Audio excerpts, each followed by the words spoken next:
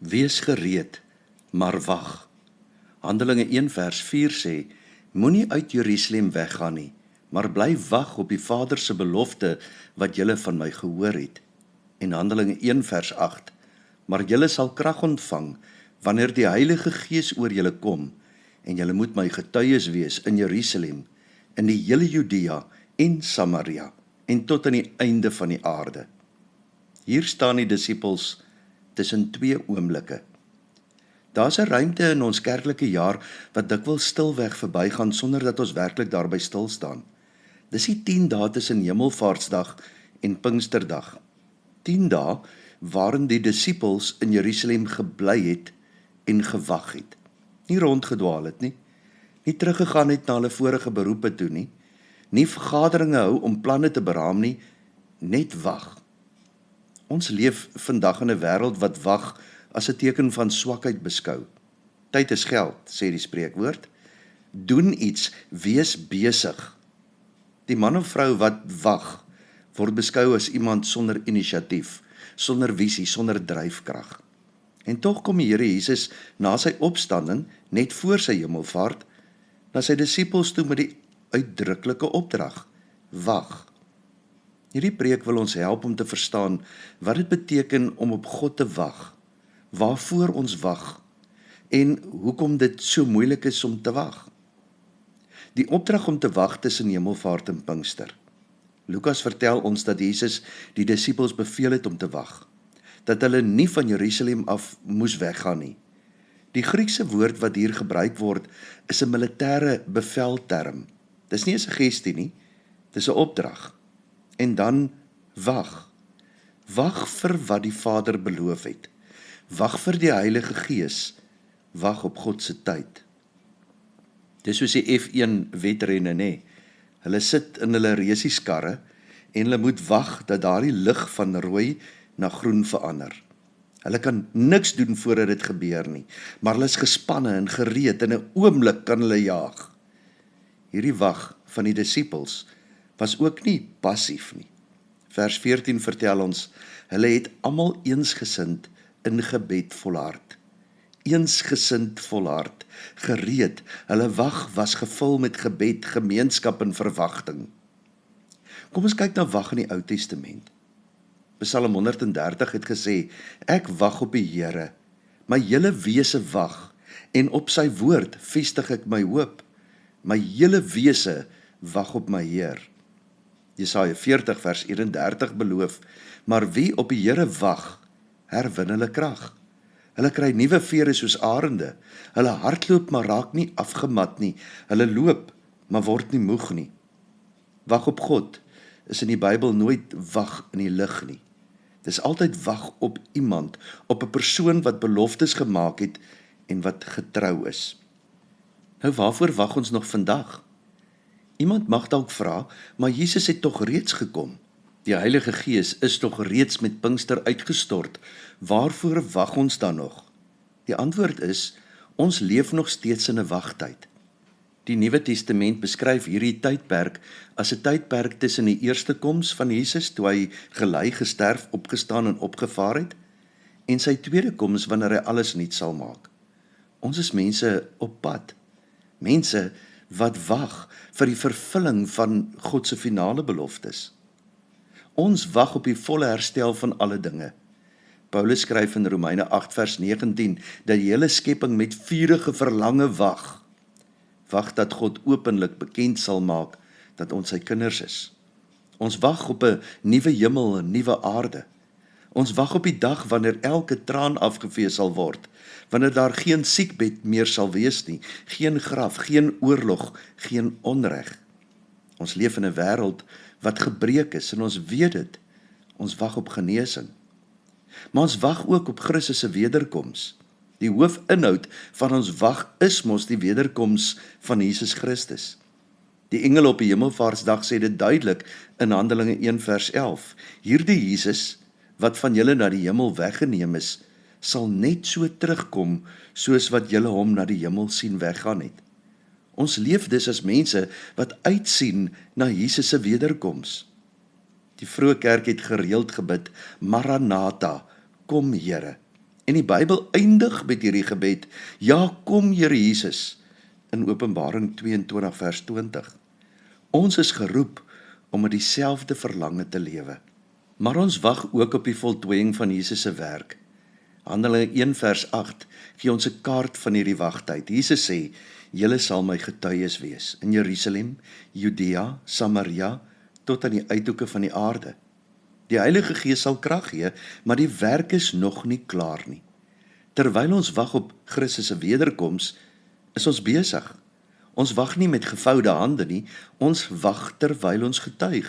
Jou getuienis, jou omgee, jou uitreik na ander, is 'n deel van die groot wagtaak. God wag in 'n sekere sin saam met ons. Hy is lankmoedig, skryf Petrus. Hy wil nie hê dat enigeen verlore sal gaan nie, maar dat almal tot bekering kan kom. Ons wag op persoonlike verhoring van ons gebed ook. Op 'n meer persoonlike vlak weet elkeen van ons wat dit beteken om op God te wag. Ons bid vir siekes wat nie gesond word nie, vir geliefdes wat nog nie tot geloof gekom het nie, vir antwoorde wat nie kom nie, vir herstel in verhoudings wat stikkend is, vir werksomstandighede wat nie verander nie. Die wag op God is dikwels die mees intieme en ja ook pynlikste vorm van gehoorsaamheid wat daar is. Maar hoekom is wag so moeilik? Hier is die hart van die saak.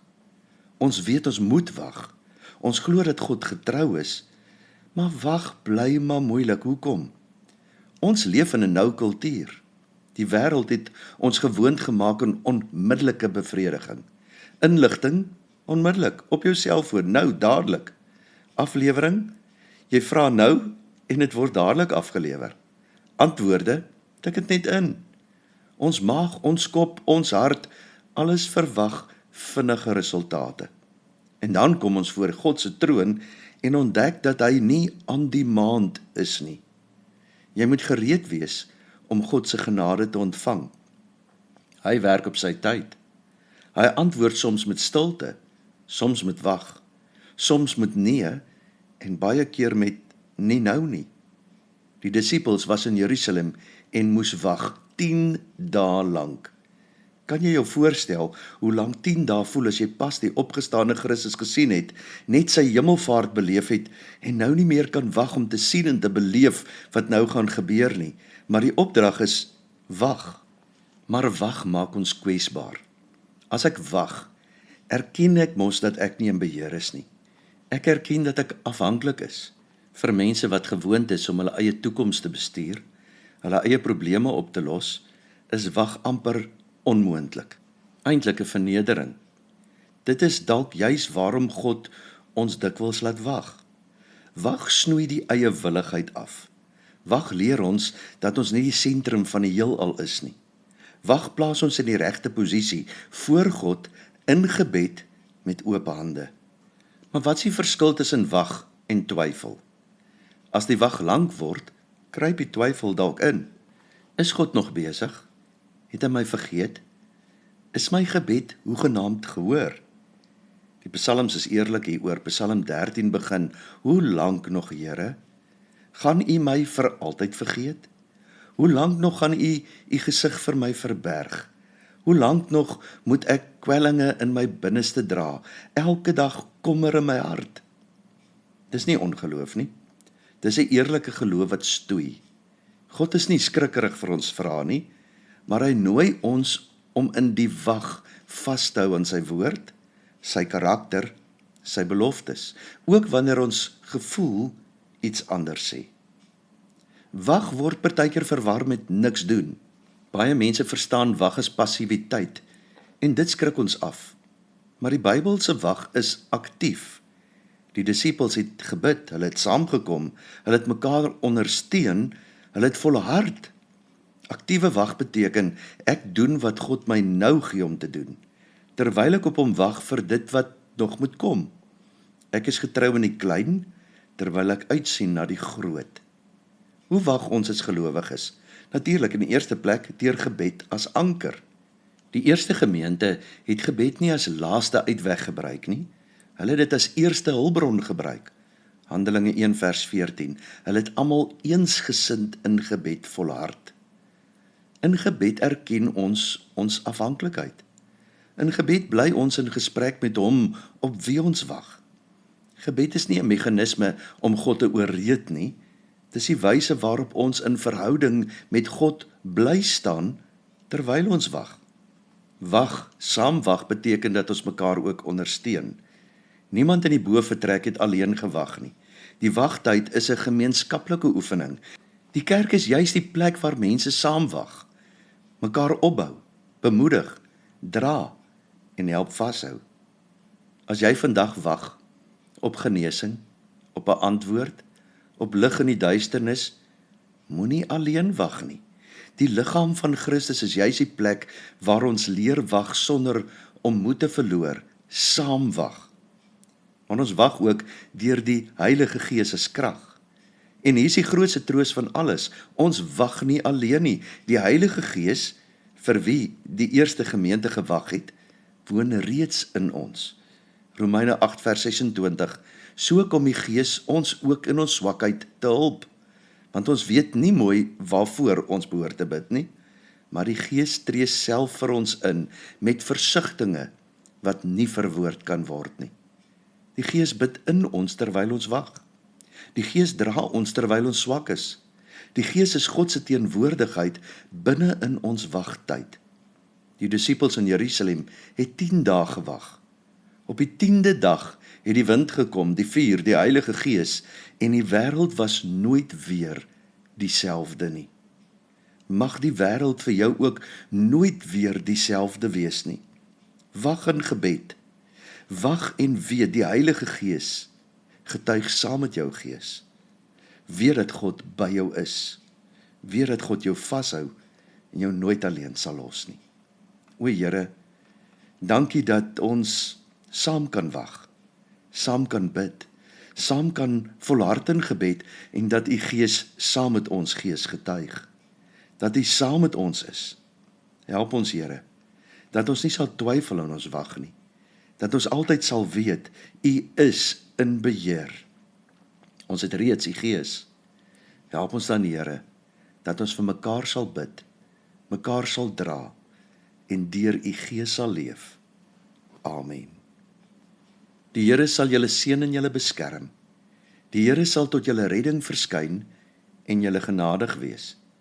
Die Here sal julle gebede verhoor en aan julle vrede gee. Amen.